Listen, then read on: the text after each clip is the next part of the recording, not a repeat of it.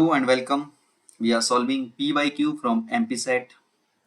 Numerical analysis की question solve कर रहे हैं हम लोग in detail. Question is the population of a town was as given below. The population of the town in year 2015 is nearly equal to using appropriate interpolation formula. कौन सा formula इसमें appropriate होगा? पहली बात तो ये. देन आपको उसकी वैल्यू 2015 पे इंटरपोलेट करनी है. What does mean by interpolation? आपको सेट ऑफ वैल्यूज दे रखी है x, उसके करस्पॉन्डिंग आपको y की वैल्यूज गिवन है. If you want to estimate the value in between somewhere from 1982 to 2022, मतलब x के ऐसे पॉइंट पे वैल्यू आपको एस्टिमेट करनी है जो इनके बीच में हो, यहाँ से यहाँ के बीच में. फॉर एग्जाम्पल आपको 2000 पे क्या पॉपुलेशन हो सकती थी वो एस्टिमेट करना है. 2015 पे क्या है जो पूछा है हमें वो एस्टिमेट करना है. This process is called interpolation. Extrapolation में हम क्या करते हैं कि जो वैल्यू एस्टिमेट करनी है वो मान लो इसके बाहर है, 2025 पे करनी होती, then we are extrapolating the given data. Interpolate का मतलब होता है कि हमें इसके बीच में किसी पॉइंट पे वैल्यू पता करनी है. तो पहले तो कौन सा मेथड है वो अप्रोप्रिएट होगा, देन हाउ टू अप्लाई देखते हैं. इंटरपोलेशन मेथड है वो दो तरह के होते हैं. First for equal interval and second for unequal interval. Equal interval का मतलब ये हुआ कि जो x की वैल्यू गिवन है, suppose x0, x1, x2 and so on xn है, अगर इनके बीच में जो इंटरवल है, गैप है, सेम है, इनका डिफरेंस. सबसे पहले ये पता होना चाहिए Newton Gregory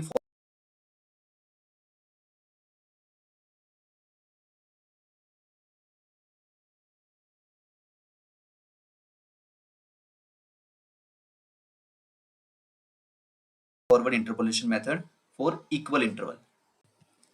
Next is Newton-Gregory backward interpolation method. Next is central difference interpolation. तीनों की वर्किंग अलग अलग है, तीनों अलग अलग सिचुएशंस में काम लेते हैं हम लोग. सेंट्रल डिफरेंस फार्मूले में 3 हैं, और भी है, Gauss formula, Stilling formula, vessels formula. इनके नाम आपको पता होना चाहिए. 4 ऑप्शन में यही पूछा जा सकता है कि कौन सा फॉर्मूला मेथड है इसमें से जो इक्वल इंटरवल के लिए नहीं है. तो आपको पता होगा तो आप आंसर आराम से दे पाएंगे. Interpolation for unequal interval is what? Lagrange's interpolation formula. Lagrange's interpolation formula can be used for equal interval as well. इनको अनइक्वल के लिए नहीं कर सकते, लेकिन Lagrange's को ये जो मेथड है इंटरपोलेशन फार्मूला, इसको इक्वल और अनइक्वल दोनों के लिए यूज कर सकते हैं. ज्यादातर ये अनइक्वल के लिए काम आएगा, but it can be used in case of equal interval. Hermite interpolation formula is strictly for unequal interval, and now Newton's general interpolation formula is also known as divided difference formula. तो ये सारे method आपको एक brief पता होना चाहिए कि कौन सा मेथड कब काम में आता है. नाउ इनकी सबकी एडवांटेज क्या है, अलग अलग देखते हैं हम लोग. क्वेश्चन पूछा था हमें ऐसा कि हमें पॉपुलेशन एस्टिमेट करनी है 2015 की using appropriate interpolation formula. Question अगर यही होता कि कौन सा एप्रोप्रिएट इंटरपोलेशन फार्मूला होगा इसके लिए, तो सबसे पहले देखो इंटरवल सेम है, डिफरेंस कितना है, 10 ईयर का. 10 यहाँ पे भी 10 है, 10 है एंड 10 है, तो इसका मतलब इक्वल में से काम आएगा. Newton forward formula, backward formula और सेंट्रल डिफरेंस फार्मूला, कुछ तो काम आएगा. फॉरवर्ड फार्मूला का मतलब ये है, देखो वो कब काम में लेना अपने को, अगर वैल्यू हमें जहां से x की वैल्यू स्टार्ट हो रही है उसके आसपास हमें अगर इंटरपोलेट करना है वैल्यू, मान लो 1982 से स्टार्ट हो रहा है और हमें पूछा गया है 1985 पे, then we will use Newton forward difference formula. यहां से स्टार्ट होता है, ये इसके पीछे इंटरपोलेट वो फार्मूला काम नहीं करेगा, इसलिए उसको फॉरवर्ड इंटरपोलेशन फार्मूला बोलते हैं. बैकवर्ड इंटरपोलेशन फार्मूला का मतलब हो गया कि वो यहां से इसके बाहर एस्टिमेट नहीं कर सकता वो वैल्यू, इसके बैकवर्ड में.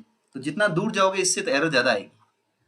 मतलब अगर आपको वैल्यू पूछी है 2015 पे और आप यूज कर रहे हो Newton forward interpretation formula, interpolation formula, then value तो निकलेगी लेकिन वो एरर ज्यादा आएगी उसमें। तो Newton forward interpolation formula best works in the beginning of value. जो भी वैल्यू आपको दे रखी है वो स्टार्टिंग की वैल्यू के लिए अच्छे से वर्क करेगा। बैकवर्ड फार्मूला यहाँ कहीं वैल्यू है तो वो अच्छे से वर्क करेगा।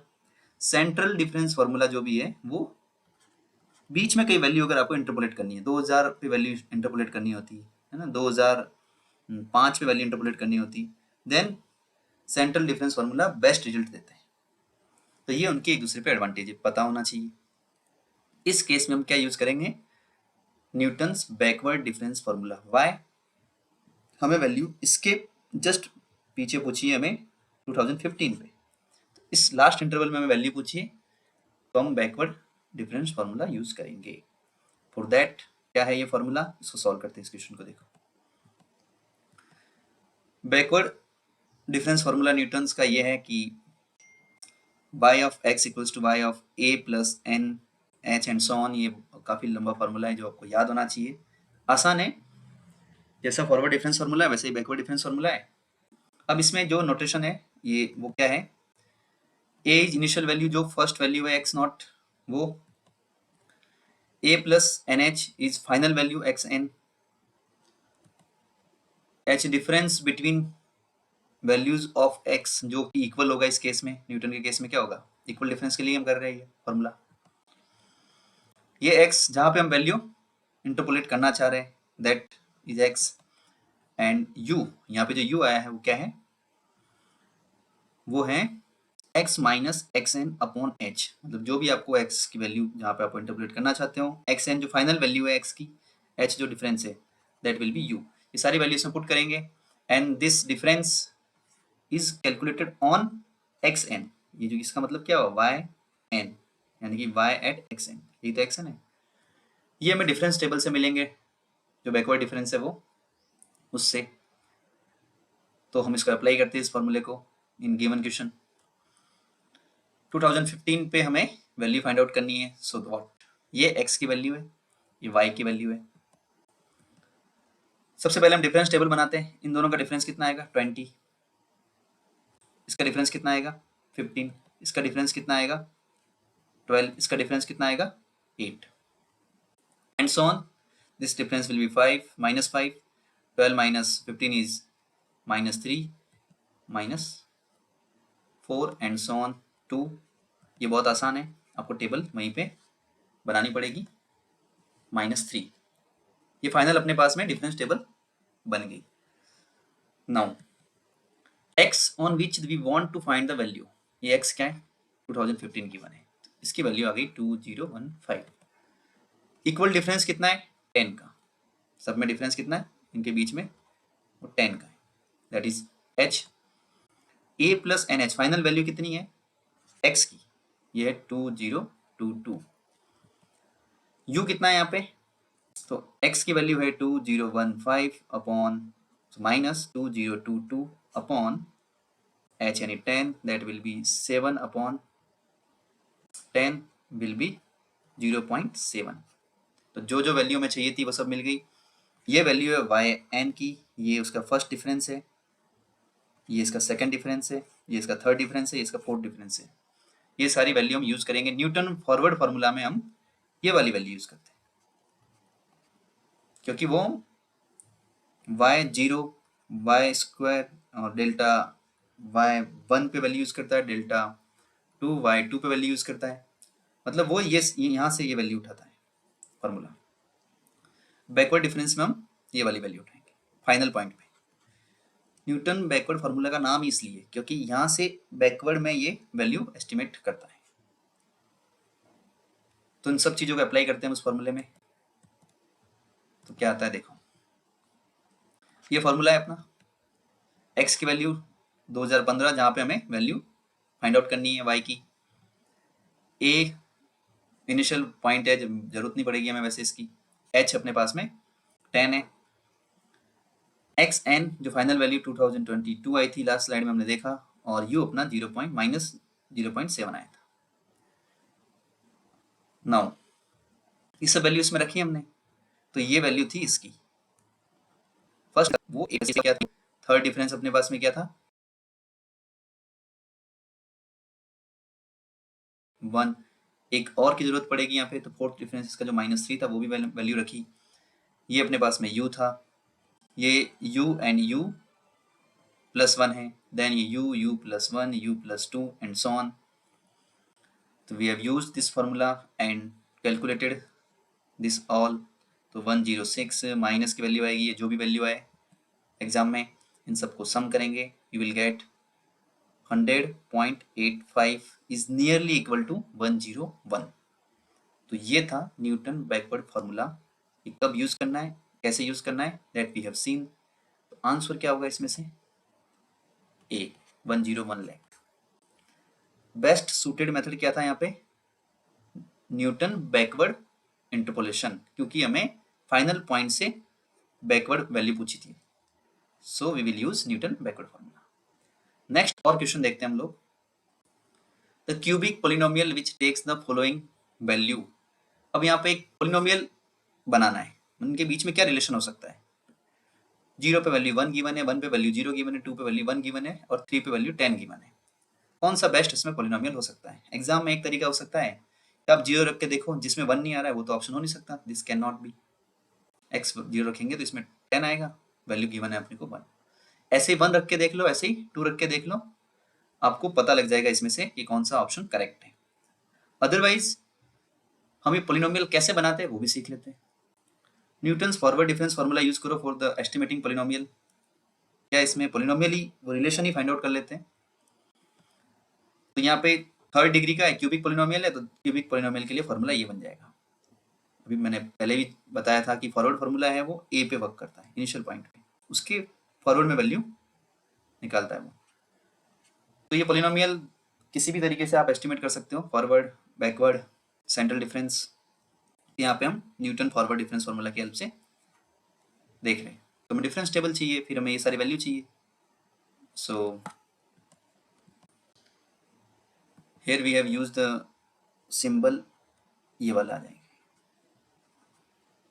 नाउ हमें x की वैल्यू गिवन थी, 0 पे फंक्शन की वैल्यू 1 है, जो भी अपने पास y है वो 1 पे 0 वैल्यू है, 2 पे 1 है और 3 पे 10 है। हमने डिफरेंस टेबल बनाया, इसमें से ये माइनस किया तो क्या आएगा, इनका डिफरेंस माइनस बना रहा है, इसमें से ये माइनस किया, वैल्यू 1 आ रही है, इसमें से ये माइनस किया, 9 आ रही है, and so on we have done this. ये अपने पास में वैल्यू है f ऑफ ए पे मतलब निकालना है, इनिशियल पॉइंट पे वैल्यू 1 आ रही है, फाइनल पॉइंट पे निकालनी होती है 10 आती है, इस टाइप से। तो ये अपने पास में क्या है, 1 -1 2 और 6, ये सब वैल्यू हम यूज करेंगे। f of x0, first difference of f of x0, second difference and f of x0 and so on. Now this was the formula. सारी वैल्यू सपोर्ट करते हैं, क्या आता है देखो, इसकी वैल्यू 1 है। जस्ट टू रिमेंबर xc1 का मतलब क्या है, एज ए कॉम्बिनेशन हमने xc1 की वैल्यू x होती है, so this is x। First difference, ये फर्स्ट डिफरेंस है, आप फॉरवर्ड डिफरेंस ले लो इसमें, -1, ये वाली वैल्यू है, this is the value of what, f delta F x 0। वैसे ही अपने पास में सेकंड डिफरेंस की वैल्यू क्या है, 2 है, तो ये 2 यहाँ यूज कर ली। थर्ड की वैल्यू अपने पास 6 है, तो यहाँ यूज कर ली। इसको एक्सपेंड कर लिया, xc2 का मतलब x -1/2 factorial, and so the value of xc3 is this. Solve किया इन सबको, तो हमारे पास जो पोलिनोमियल आया वो ये आ गया, x³ - 2x² + 1। This was the method. तो कौन सा क्यूबिक पोलिनोमियल बना अपने पास में, x³ - 2x² + 1। This is the answer. ऐसे भी आ सकता था सीधा सीधा कि y की वैल्यू 0 पुट करो। One more question,